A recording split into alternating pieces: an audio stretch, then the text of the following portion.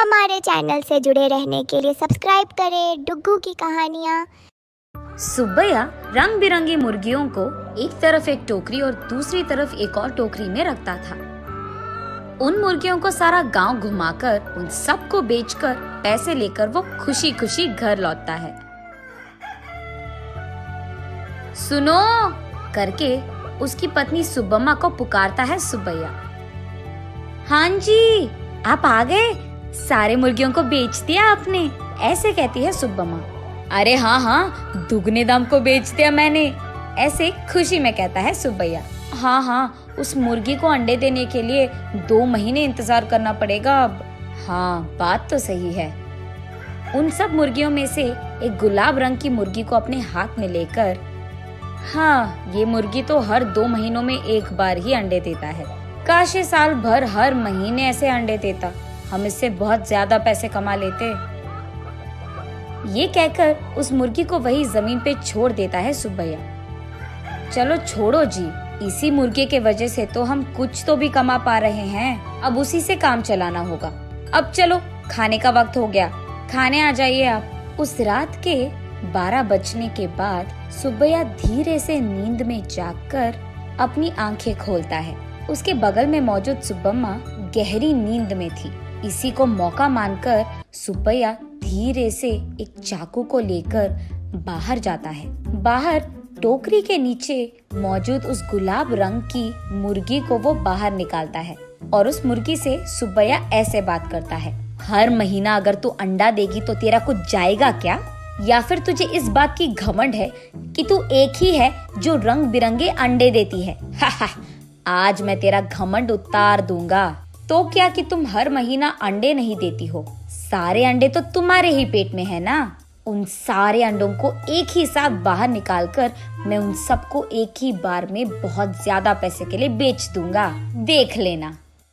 ऐसे कहकर जोर से हंसकर उसके चाकू से उस गुलाब रंग की मुर्गी को मार देता है सुब्बैया। लेकिन उसके पेट में देखने पर उसे एक भी अंडा नजर नहीं आता है। हाय भगवान, ऐसे सोचते ही रहता है कि इतने देर में सुब्बम्मा नींद से जाग उठती है।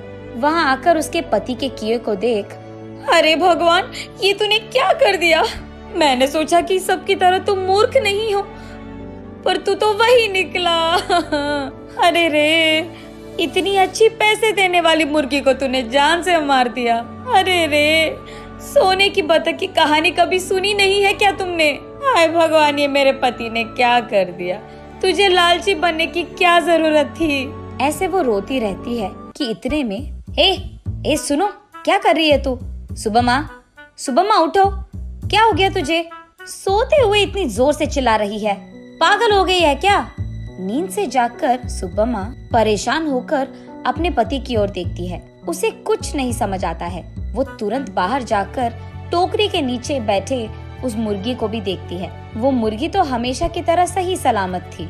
ये देख सुब्बम्मा अंदर आकर, ओह, ये सब सपना था, मैंने तो सच सोच लिया था इससे, ऐसे कहती है सुब्बैया से। क्या सपना, क्या सच की बात कर रही है?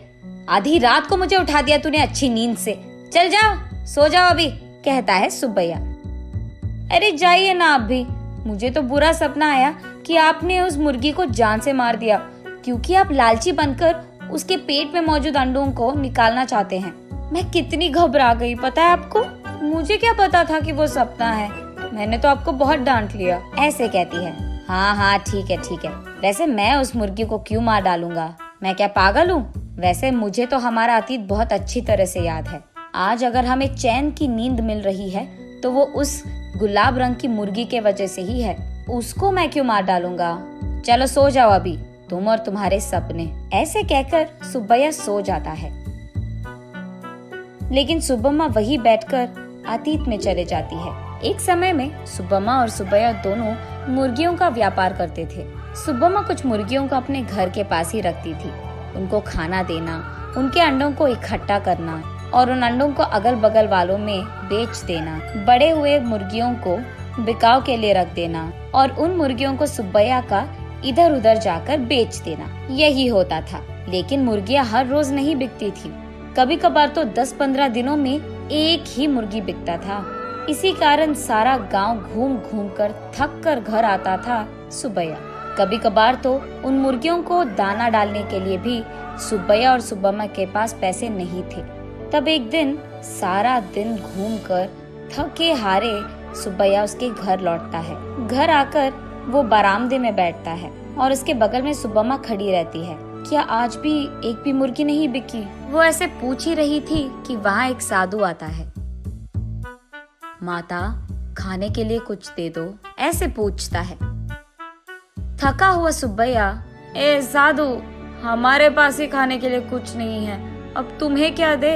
अगर चाहिए तुम्हें तो हमारे पास बहुत सारे मुर्गियां हैं, एक लेकर जाओ, ऐसे कहता है। तब साधु छोटा सा हंसी एक देकर, मुर्गी का मैं क्या करूँगा बेटा, मैं मांस नहीं खाता हूँ, मेरे पास ही एक मुर्गी है, इसको तुम ही पालो, ये लो।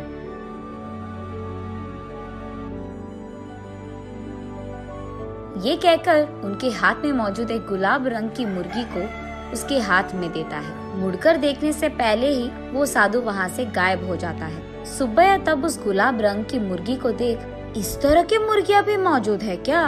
अगर इसी रंग के मुर्गियाँ हमारे पास होंगे तो हम उन्हें दुगने दाम में बेच पाएंगे, ऐसे कहता है सुब्बम्मा को देखते हुए।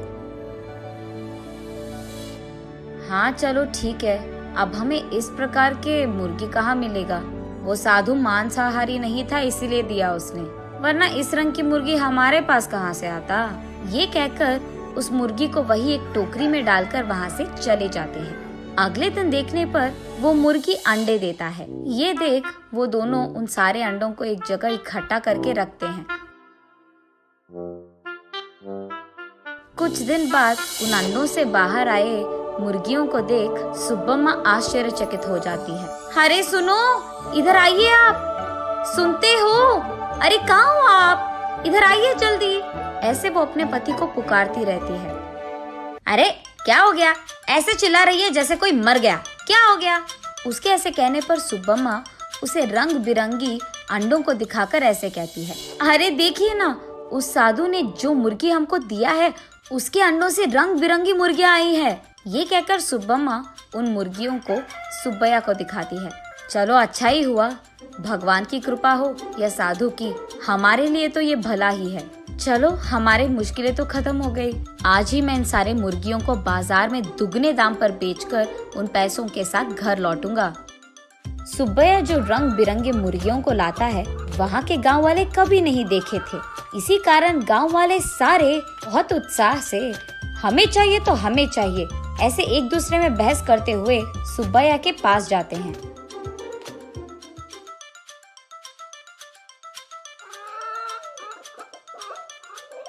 ऐसे वो मुर्गी 1 महीने में सारे दिन अंडे देकर, फिर 2 महीने बिना अंडों के, फिर उसके बाद 1 और महीना सारे दिन